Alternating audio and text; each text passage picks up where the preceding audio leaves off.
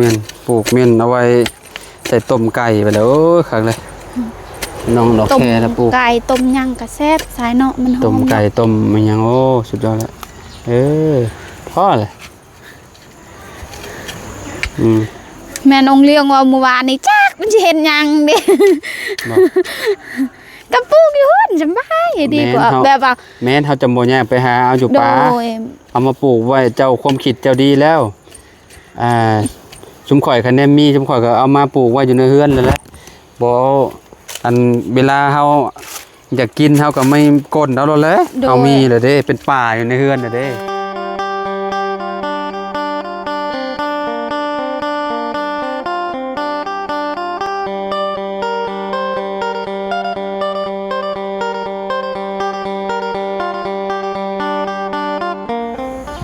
มาพี่น้อยเนาะเปิดภาพมาอยู่ที่เฮือนน้องดอกแค่เพิ่นพี่น้อยเนาะก่อนอื่นก็สบายดีและสวัสดีเด้อพี่น้องปองปายเบิร์ดสุขสู่คนพี่น้องเอ้ยเนาะบ่ได้มาถ่ายน้องดอกแค่นี่ก็ค่อนข้างสิดนพอสมควรแหละพี่น้อยเนาะจนน้องเพิ่นก็เฮือนชาลานแปดเพิ่นก็มีไฟฟุงไฟฟ้าใช้มีอันตู้ยุงตู้เย็นแหละพี่น้อยเนาะพอทางมีตู้คนเห็ดยังนี่เด้นี่เนาะตู้สบายดีเด้อสบายดีเตาลี่ไหมบ้านดังลินน้ำตู้บ่โอ้โดยเนาะกินข้าวแรงหรอบ่ยังบ่น้ำห่วยลายบ่ เป็นหลัดปลาจะว่าได้บ่จักเขาปะนี่อยู่ในห่วยนี่ฮะ ไปหลัดป้าจะว่าได้บ่จักเอาไปหาน้องดอกแค่ก่อนประตูเด้อดอกแค่เห็ดยังอยู่เด้นี่เนาะพี่น้องเอ้ยป๊อดต่อสบายดีห่วยเห็ดยังอันนี้ ข่ายังนี่น้องขออนุญาตเนี่ยหัวจิงข่าหัวข้าวหัวจิงข่าคือว่าหัวจิงข่าหัวข่าตีหัวข้าวหัวจิงข่าหัวจิงข่าว่าซั่นข่ายังนี่ดอกแค่ข่าปลาบ่โดยข่าปลาไปหาหน่อไม้กับแม่น้องเลี้ยงเมื่อวานนี่มาก็เลยว่าสิมาปลูกบ้านเจ้ายังมีหลายอยู่เนาะอันนี้บ่ว่าข่าปลาในบ้านเจ้ายังมีหลายอยู่เนาะวะบ้านข่อยบ่มีแล้วโอ้มีเลยเอามาปลูกไว้รถดีแล้วไอ้ปลูกคือกันบ่แก้สารโมเมนต์แก้สารพิษ แก้พิษได้นี่เวลามีอันพวกยังตอดนี่เอาข่านี่ยำใส่ได้โอเคตัวนี้บ่ไอ้แม่เวลาเฮาอันสมมุติว่ามันยังกัดต่อยเฮานี่เอายำใส่รถตำใส่รถนี่โดยเวลามาถืองูเป่าตามันนี่เอาอันยำข่านี่เป่าให้มันโดยมันแก้ได้เนาะโอ้หอมมะลิขนาดว่าเจ้าซับได้นี่ต้มใส่ใส่ไก่ใส่ยังนี่โอ้สุดยอดต้มใส่ปลาเนาะโดยทุกเจ้าก็มากบ่ต้มใส่ปลาใส่ปูใส่พวกอันใส่ไก่นะลัดกับไก่และใส่ลาบเนาะใส่ลาบเนาะดอกแค่เนาะโดยอยากได้เมื่อปลูกเด้เวลาแบบว่าเขาคั่วไก่ยังก็มักใส่อยู่อยากได้เมื่อปลูกเด้ว่าคือสิคักแบ่งกันนี่พี่น้องเอ้ยเนาะโอ้ในยิ้มหนึ่งนี่เอาหน่อยเดียวก็ได้เผื่อว่าน้องยังมีเด้อว่าในยิ้มหนึ่งก็พอแห้งแล้วยิ้มนี่เนี่ยเอา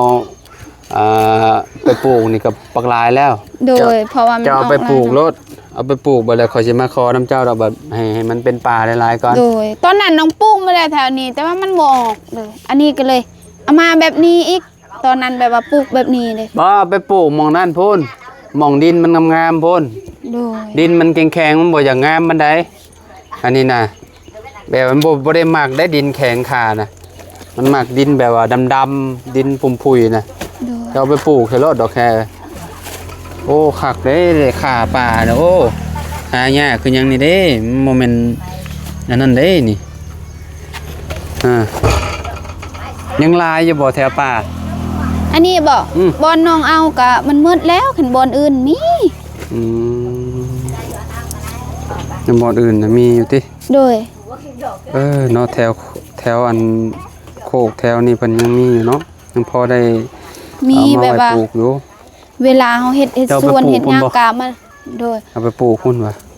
มัน แนะนำเอาไปปลูกอยู่พุ่นรถว่ะคือจังอันนั้นเป็นได้มีไฟฟ้าใส่สบายกว่าเก่าบ่ โดยสบาย บ่ได้ไปหาสากแบตอยู่เฮือนพวกนั้นพวกนี้แล้วเนาะ โดย ก็สบายแบบนั้นแบบนี้แหละ แต่กี้ยามฝนตกนี่ลำบากแฮงเวลาการเฮ็ดอีหยังแบบว่าเฮาไปสากเห็น ไปสากเฮือนผู้อื่นเนาะ โดยแต่เพื่อนพื้นแบบว่าในบ้านนั้นแค่แน่เห็นแต่นี่อยู่บ้านสกี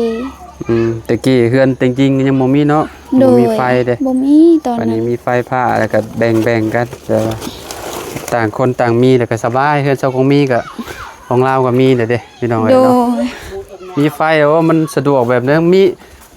อันนั้นตู้เย็นใช้พร้อมแม่นบ่เพิ่นเจ้า โดยตู้เย็นพร้อ ต่อ ม ข้าง น้ำ แร บ้าก น ผู้ ก้อยนี่แล้ว สำน้ำมันนั่นแท้หรือสำน้ำมันแท้ อยาก แด กิ งๆจ้ะเอ๊ะ อยากกินก็กินนั่นแหละ น้ำมันแดงคืออยู่ เพิ่มเลือดได้ฮะแถวนี้แหละดินอ่อนๆนี่บุกเบิกใหม่นี่คักเลยนี่ปลูกไว้แถวนี้ต้นกล้วยงามเนาะแบบว่าดินอันนี้ต้นกล้วยมากเนาะว่าต้นกล้วยมากกว่าดินไปนี่เนาะขนาดว่าเอาอันหื้อขึ้นได้นี่ยังออกโอ้ยังเขียว กล้วยแบบว่ามันติดหน่อยเดียวมันก็บ่ตายกล้วยเห็น เวลาเนาะเวลาเฮาปลาไว้ในดินแบบนี้มันยังอยู่เนาะดอกแค่เนาะ โด มัน ย ยังบ่เป็นหยังได้พี่น้องบ่ยังบ่ตายนี่เห็นบ่โอ้ต้นนี่แม่นบ่เลยต้นกล้วยซั่นนี่เนาะของเบามีก็เริ่มงามแล้วต้นกล้วยเนาะ โดย หักเข้าบ่งามปานใดเนาะ งามเขาเรา งามบ่เข้าเรา โดย เข้าเจ้าขี้ร้ายบ่ ขี้ลายมัน มันห่างเด้ มันบ่ค่อยออกบ่ โดยมันบ่ค่อยออกตอนนั้นเด้แบบว่าแล้วน้องซักเขาให้มันกระเด็ดเห็น แม่นช่วงนั้นมันแดดเด้ โดย มันบ่ออกเลยปลูกเม่นเอาไว้ใส่ต้มไก่ไปแล้วโอ้ยคักเลยน้องดอก ต้ม แค่นะปลูก ไก่ต้มหยังกะแซ่บสายเนาะมันหอม ต้มไก่ต้มมันยังโอ้สุดยอดแล้วพ่อเลยแม่น้องเลี้ยงว่าเมื่อวานนี้จักมันสิเห็นหยังเด้ บอก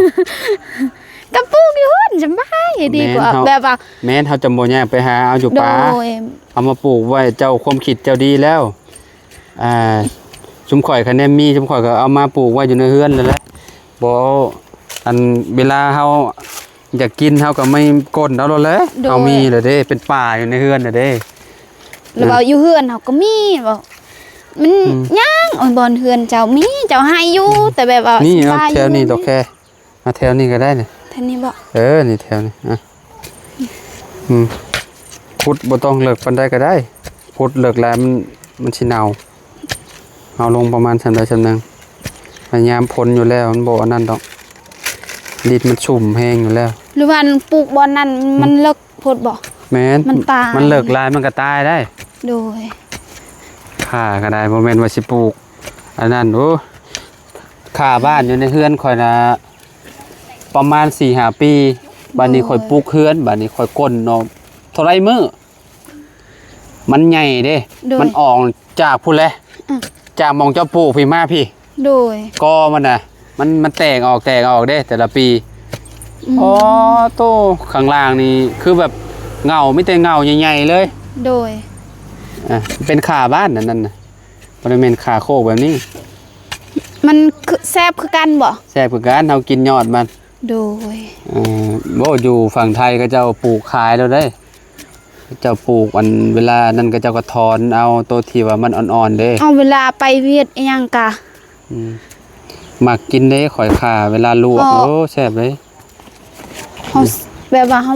เอาแล้วขายให้เวียดเขาก็ซื้อ เวียดก็ซื้อกินอยู่บ่ โดย อืม ซื้อ ปลูกมีรถอยู่ใกล้ๆกันก็ได้เอาแบบแถวห่างๆกันประมาณชั้นนั้นแถวนี้เจะก็ปลูกกันมาปลูกมาประมาณชั้นนี้เวลามันก็จอดกันคือเก่าไปเลย โดย โตที่ว่ามันแก่ๆเนี่ยผักชะลาบโอ้ขักคือหยังนี่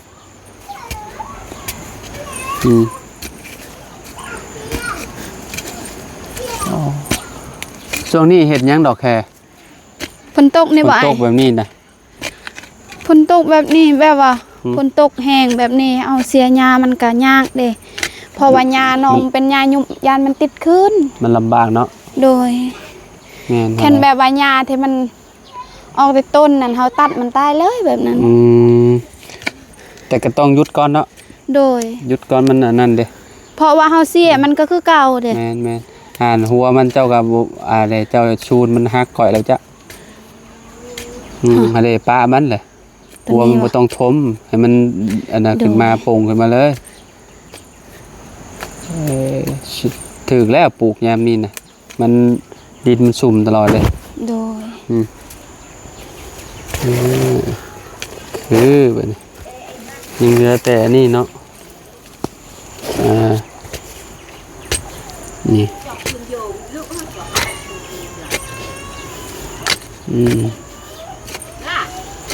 ฮะโธ่อันน่ะซักไปตู้แล้วว่าอย่างนั้น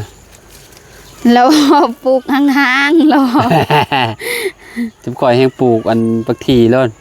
เวลามันขึ้นมันจะงันอยู่เป็นหมู่กันเนาะโอเคก็เพราะว่านี่มันซ้ำก็อันมันเป็นในเดียวกับคนกินแล้วนี่ซ้ำก็หน่อไม้พอได้นะ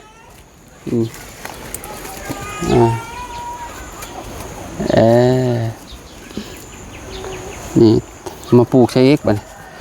นี้มาพี่ก็ได้โอ้ต้นบางตำลิงก็มีเนาะโดยเพราะว่าปลูกตอนนั้นเด็กแบบว่าเขาตัดมันกระโปรงขึ้น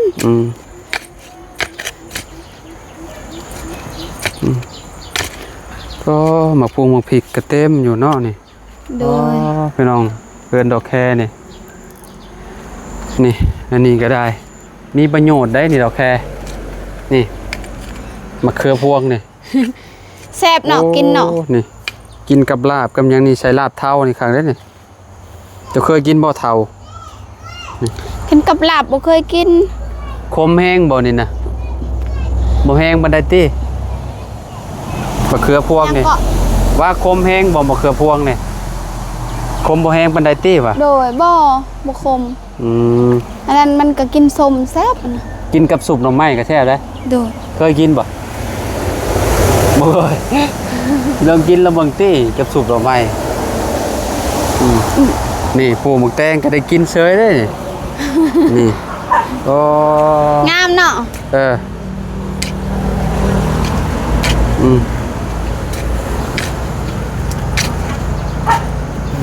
บดพอดีบาท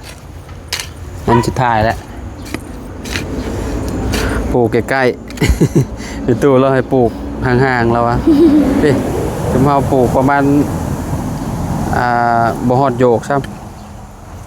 บัดเลยสิมาคอเอาบัดเลยเอาใหญ่ไว้เด้อโดยนี่เด้ยังอันนี้นี่เลยยังอันนี้ยังตัวนี้นี่อันสุดท้ายแล้วดินบ้านเพิ่นนี่แปลว่าเป็นดินนั่นหน่อยเนาะดินแดงดินภูเขาไฟอ่ะนะ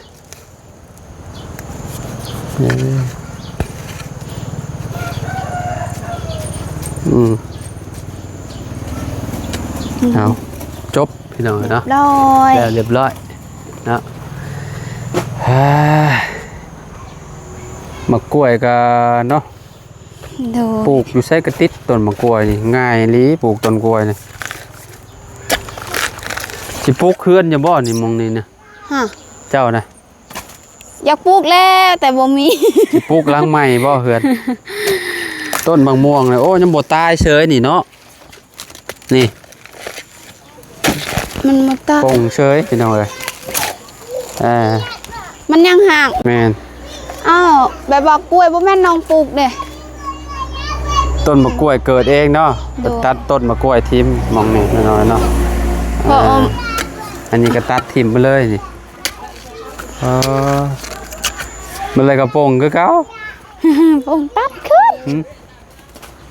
โป่งก็ตัดอีกเนาะมากินข้าวแรงเรียบร้อยยังบ่ยังบ่ได้กินบ่โดยก็บ่ไปสอนปลาไป เด้นี่ น้ำมันขุ่นแบบว่าไปซ่อน ในห้วย แต่ละปีมันบ่ได้เด้ ในห้วยบ่มีบ่ โดยเพราะว่าน้ำมันขุ่นมันบ่มี ปลาขึ้นบ่แน่ได้อาจสิได้กินก็มีได้ เห็นแล้วแบบว่าน้ำมันสิลงเห็นน้ำมันลงแล้วเฮาไปซ่อนมันได้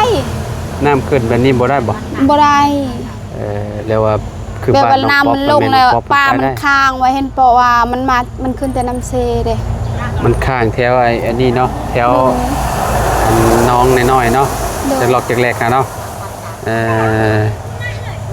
โอ้บ่ได้ถ่ายน้องเพิ่นนี่ก็ดนบ่จำพวนแหละพี่น้อยเนาะบ้านน้องดอกแคเพิ่นนี่เห็นแต่น้องไส้แหละเนาะเพิ่นมาอัปเดตเรื่อยๆอยู่พี่น้อยเนาะทางเฮือนเพิ่นก็ใส่ประตูแล้วแหละเนาะคือฝนคือสิบ่สาดเข้าเต้เวลาฝนตก บ่แปลว่ามีประตูยังครบมาแล้ว นอนกลางคืนก็อุ่นใจขึ้นกว่าเก่าอยู่เนาะ โดย แต่ก็อันคือสิบ่พัดไปติลมเนาะเพื่อนลางบางไงหนึง จัก บ่คัน พื้น บ่มี ก็อยู่ พื้น เต็มกองตาราง อยู่ตารางนั้นมันสิเต็งได้เวลาฝนตกแห้งนะ ลมพัด ล เนาะ มแห้งบ่แม่นฝนตกแห้งเวลาลมมันแห้งมันก็สิเต็งเด้ เวลาลมพัดมาบ่ โดย อืม อันนี้ฟืนอยู่กองตารางแล้วมันแน่น ไม่ กับ กับ ตัวนี้ มันเป็นไม้เอาแอมนี่ไม้ดีอยู่พี่น้องเอ้ยเนาะแต่ว่าสีมันต้องทาสีไหมก็แน่มาทาสีกันแล้วเนาะโอเคเนาะถือว่าประตูก็แน่นหนากว่าเก่าเลยเนาะก็ดีแล้วนอนกลางค่ำกลางคืนกับบ่ย่านแล้วพี่น้องเอ้ยเนาะถ้าบ่มีพื้นนั่นนี่ลมมาอยากสั่นเนาะ โดย แต่พื้นเต็มอยู่กองตารางพี่น้องเอ้ยเนาะเวลาลงมากลางคืนบ่ย่านบ่ดอกแค่บ่ย่านงูบ่แบบ บ่ นี้ ย่านเคยแล้ว มันคือว่าอันไม้แถวนี้คือว่าแล้วไม้พื้นเราเก็บเมียนเด้เอาไม้ตู้เด้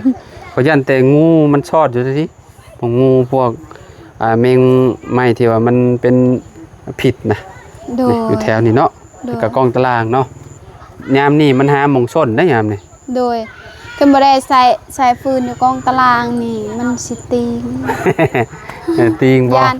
ย่านลมเวลาลม โดยย่านบ่ โดย โอ้ถ้าอันเกาะยึดคือเฮือนจะดีบ่ย่านดอกเนาะแบบว่ามันเป็นเสาแหละเนาะเสาอันปูนเรียบร้อยเลยหั่นนะพี่น้องเอ้ยเนาะ โดย โอเคจ้ะพี่น้องเอ้ยเนาะเฮาจังว่ากันใหม่เนาะอยู่ดีมีเฮงบ่สุขผู้สุขคนพี่น้องเอ้ยมื้อนี้ก็นี่แหละมาถ่ายทำน้องดอกแคยามแรงๆให้ FC เบิ่งนำกันพี่น้องเอ้ยเนาะขอบคุณพ่อแม่พี่น้องหลายๆที่มารับชมคลิปเด้อพี่น้องเด้อเนาะเอาเนาะมื้ออื่นพ้นหยุดก็ทางสร้างเพิ่นก็น่าสิมานี่เฮือนน้องเลี้ยงอยู่พี่น้องเนาะมามุงหลังของหลังคาให้มันแล้วมันทั่วพี่น้องเนาะไปดอกแค่พอกันใหม่ สวัสดีเด้อ โดยสบายดีเด้อ FC เด้อบัสสุขูสู่คนพี่น้องเนาะพอกันใหม่